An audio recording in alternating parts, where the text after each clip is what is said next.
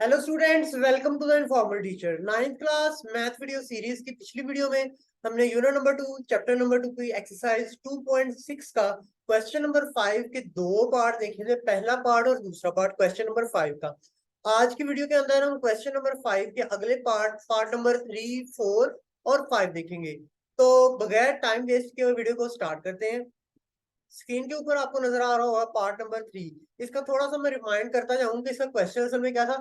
तो क्वेश्चन की तरफ बढ़ते हैं। क्वेश्चन ये था हमारे पास कि हमने z का conjugate, z plus z conjugate, z minus z conjugate और z इंटू z कॉन्जुगेट, ये चार चीजें जो है वो हमने फाइंड करनी है। और वैल्यू जो z की है वो हमारे पास सिर्फ गिवन होगी।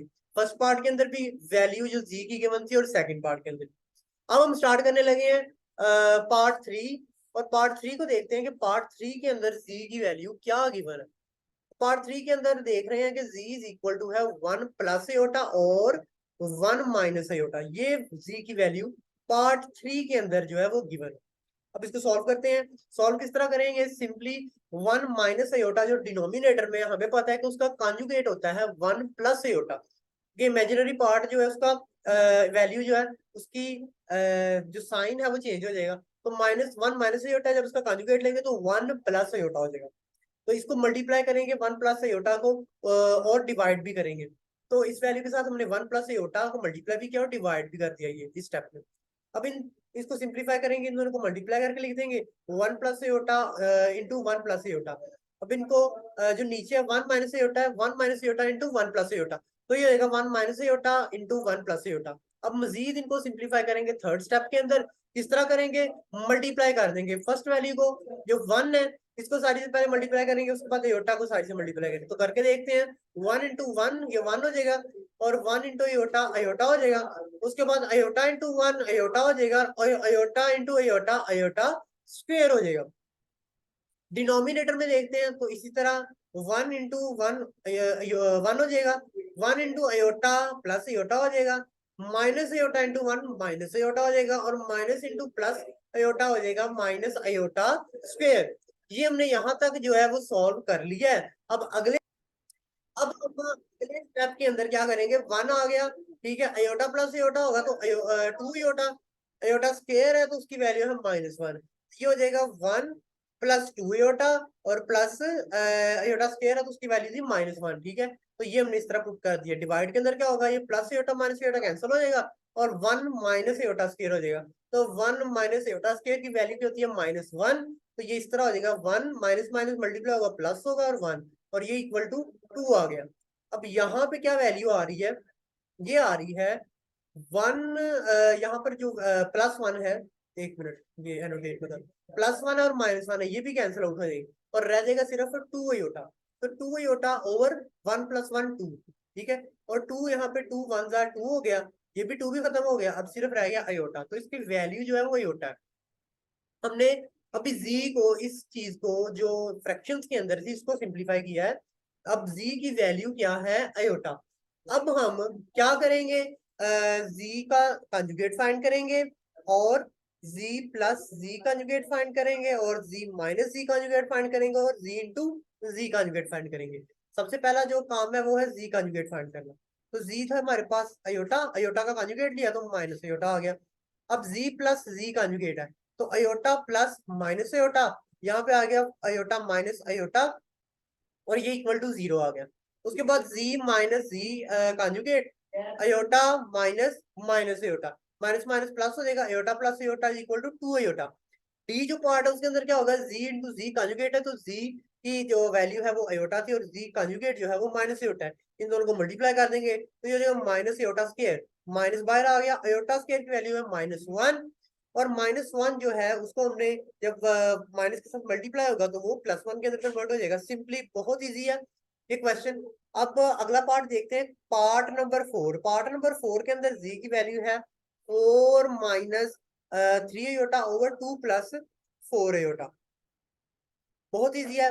वही स्टेप्स हमने दोबारा करने हैं। क्या करेंगे? नीचे वाले का कंजुगेट लेके मल्टीप्लाई कर देंगे और डिवाइड कर देंगे। ये हमने मल्टीप्लाई और डिवाइड कर दिया सिंपली। और जो करेंगे इसको सिंप्लीफाई तो मल्टीप्लाई कर देंगे। ये मल्टीप्लाई सिंपली हमने करके लिखा हुआ है ब्रैकेट्स के अंदर, यहाँ पे क्रॉस मल्टीप्लाई हो रहा है तो मतलब यहाँ पे क्रॉस का साइन है ना मल्टीप्लीकेशन का, यहाँ पे हमने जो है वो ब्रैकेट्स का यूज किया, ब्रैकेट्स में करके लिख लिया। ठीक है, बात वही है, सिंपल चीज है। ठीक है, कोई जो है वो मुश्किल नहीं है। ठीक है, अब इसको मल्टीप्लाई करके लिख देंगे, फर्स्ट वैल्यू को पूरी के साथ मल्टीप्लाई करेंगे, उसके बाद सेकंड वैल्यू को अगली सारी वैल्यू से मल्टीप्लाई करेंगे। 4 2 8 हो गया, उसके बाद -16, ये 4 4 फिर -16 अयोटा, उसके बाद 3 2 6 माइनस का 6 अयोटा आ गया, और -3 जब -4 अयोटा से होगा तो 4 3 12 होता है, माइनस माइनस प्लस, और अयोटा अयोटा अयोटा स्क्वायर, ये हमने यहाँ तक सॉल्व कर लिया।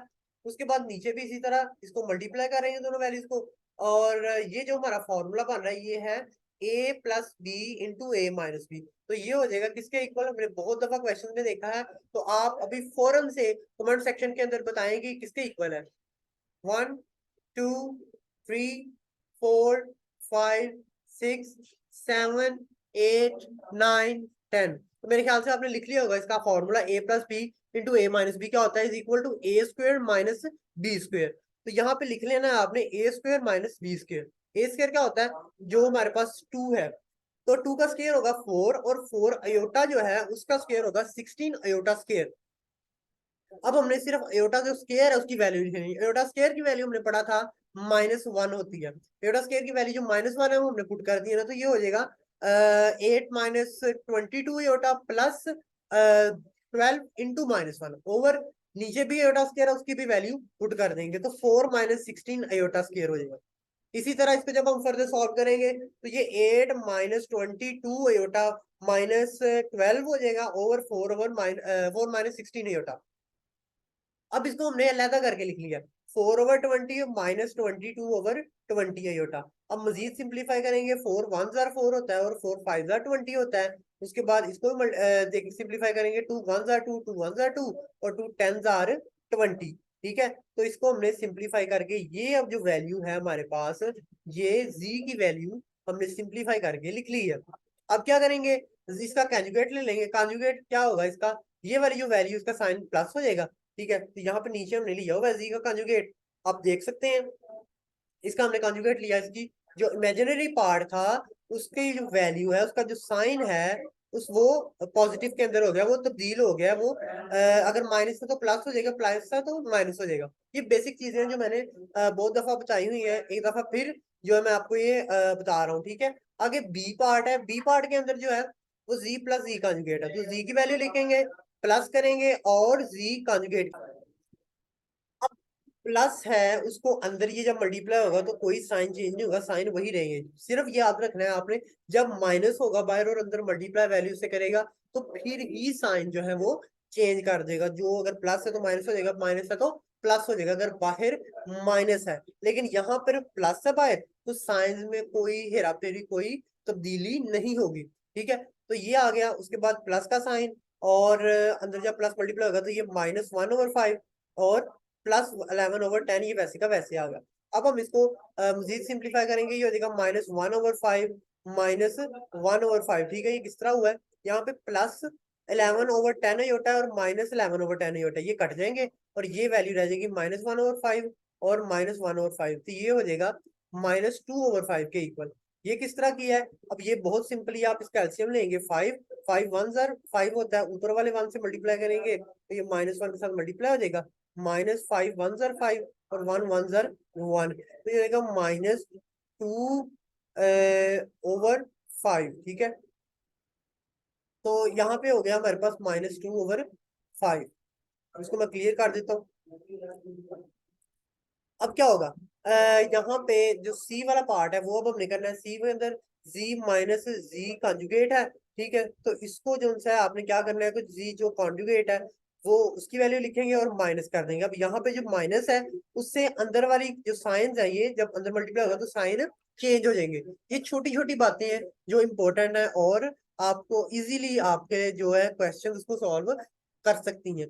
तो जब माइनस मल्टीप्लाई होगा तो ये प्लस हो जाएगा और ये माइनस हो जाएगा, जैसे यहाँ पे हम देख सकते हैं। उसके बाद मजीद इसको सिंपली हमने जिस तरह ऊपर वाले क्वेश्चन के अंदर हमने सिंप्लीफाई किया हुआ है ऊपर वाले पार्ट के अंदर, उसी तरह इसको हमने सिंप्लीफाई करके ये वैल्यू हमने निकाल ली है -11/5 अयोटा। ठीक है, इसको आपने खुद करने की कोशिश करनी है, बहुत ही सिंपली सिंपल कैलकुलेशन है।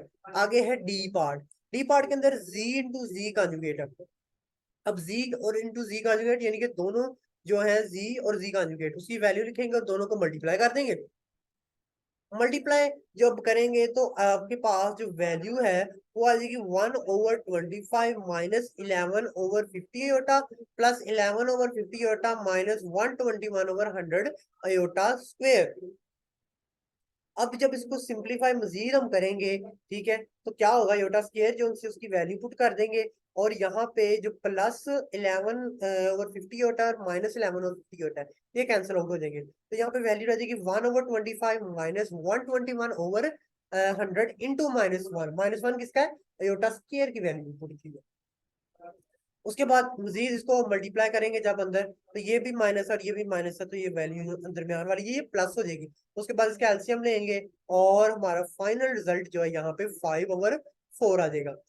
अब यहाँ पे जो पार्ट है अगला, अगला पार्ट है ही नहीं है, अगला पार्ट क्वेश्चन नंबर 6 स्टार्ट हो जाता है। तो यहाँ पे हमने सिर्फ दो पार्ट देखे हैं, पार्ट नंबर 4 और पार्ट नंबर 3।